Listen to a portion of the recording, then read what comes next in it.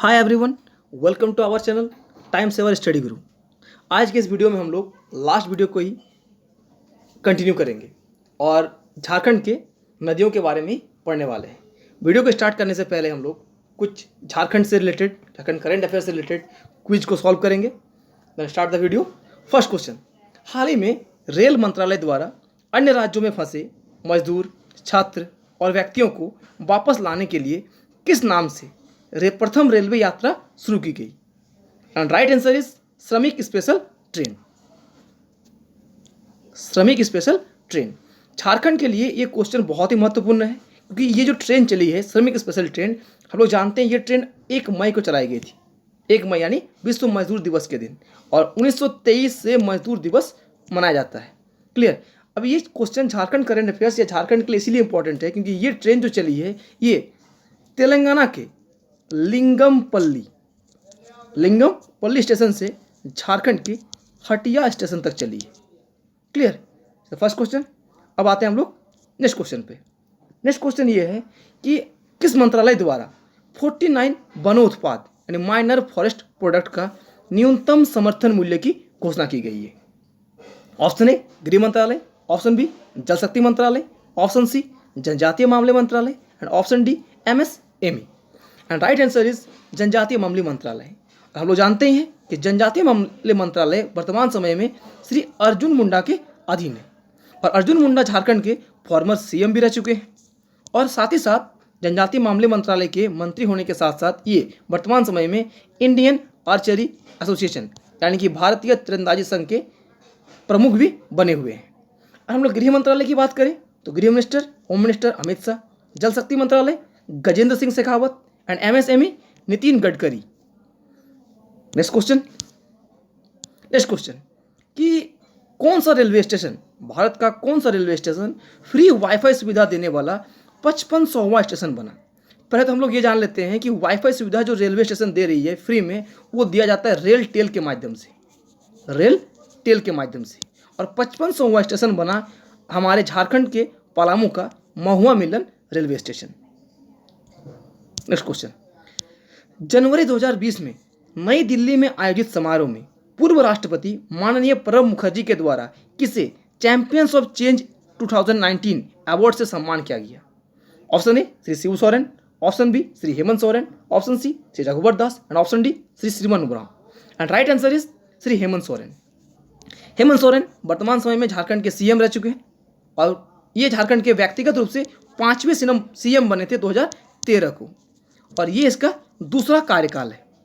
Clear. अगर हम लोग सिमोन उरांव की बात करें तो सिमोन उरांव को हम लोग झारखंड में पानी बाबा के नाम से जानते हैं। ये रांची के हैं और इन्हें 2016 में पद्मश्री के सम्मान से भी सम्मानित किया जा चुका है।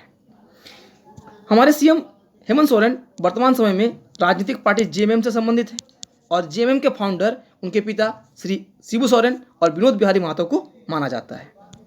चलिए अब हम लोग झारखंड की नदियों के बारे में स्टार्ट करते हैं।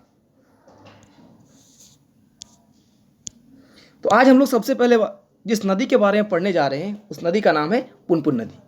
अगर हम लोग पुनपुन नदी की बात करें तो पुनपुन नदी झारखंड के पलामू जिले के ओबरा नामक स्थान से निकलती है।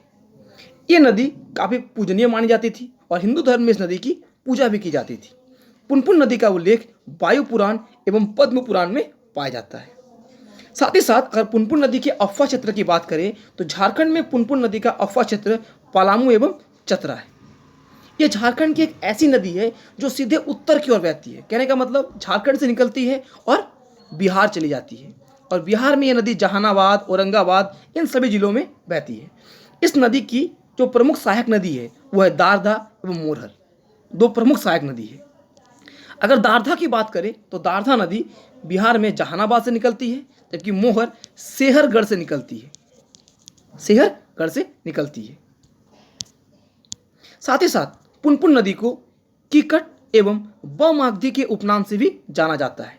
इस नदी का मुहाना मतलब ये नदी फाइनली गंगा नदी में जाकर मिलती है, और जिस जगह में ये नदी मिलती है उस जगह को फतुआ के नाम से जाना जाता है। ये नदी उत्तरी दिशा में बहते हुए सोन नदी के समांतर प्रवाहित होती है।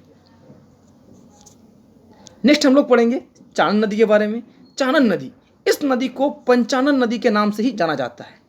इस नदी के बारे में यह कहा जाता है कि यह नदी 5 जलधाराओं के मिलने के कारण पंचानन के नाम से जाना जाता है।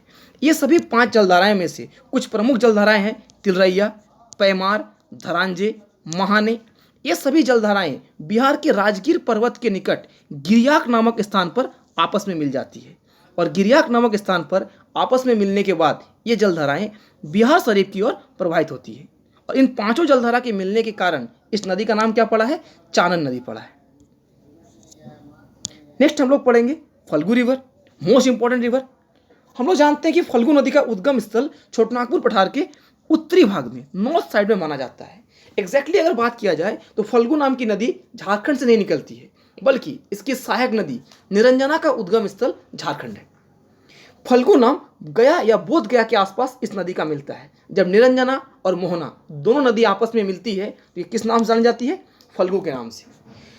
एक छोटी सी कथा है रामायण में कि माता सीता के अभिशाप के कारण, कर्ष के कारण इस नदी को धरती के आंतरिक भाग में प्रवाहित होती है या प्रवाहित होने पड़ा था। अंत में प्रवाहित होने के कारण, धरती के भीतर बहने के कारण इस नदी को अंतसलिला के नाम से भी जाना जाता है। साथ ही साथ पुनपुन नदी का उल्लेख वायु पुराण एवं रामायण दोनों में ही मिलता है। ये नदी हिंदू धर्म के अनुसार बहुत ज़्यादा पूजनीय है।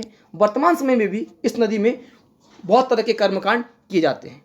साथ ही साथ फल्गु नदी को भगवान विष्णु का अंश माना जाता है और इसी नदी के तट पर बिहार में विष्णुपाद टेम्पल स्थित है। मैं बता चुका हूँ कि फल्गु की 2 सहायक नदी है, मोहना एवं निरंजना। वर्तमान समय में पितृपक्ष के समय यानी आश्विन महीने के प्रथम दिन इस नदी के बालू में या इस नदी में हिंदू धर्म के लोग पिंडदान करते हैं, क्योंकि ऐसी मान्यता है कि पिंडदान करने से पूर्वजों की आत्मा को शांति मिलती है। फल्गु नदी का मुहाना पुनपुन नदी को माना जाता है। आज की वीडियो में हम लोग इतना ही पढ़ेंगे। आगे की नदियों के बारे में हम लोग नेक्स्ट वीडियो में पढ़ेंगे। Thank you.